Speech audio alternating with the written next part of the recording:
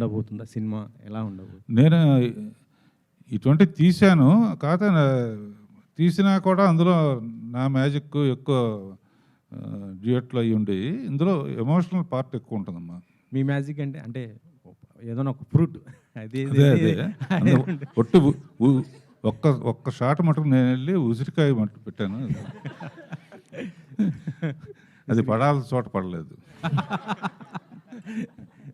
Sir ఇంకొకటి, మీరు మీ banner అంటే ఆర్కే మీడియా నుంచి ఇది బాహు, ఇప్పుడు మళ్ళీ సలార్ రాబోతుంది, మీరు ఎలా చూస్తున్నారు సలార్ సినిమాని? డెఫినెట్గా అందరం వెయిట్ చేస్తున్నాం. నేను అన్ని రకాల సినిమాలని చిన్న పెద్దగా థియేటర్ మందే కాబట్టి ఆల్మోస్ట్ అన్నీ చూస్తాను.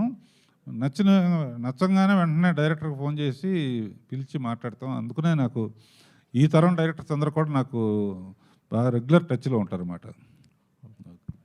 భావన గారు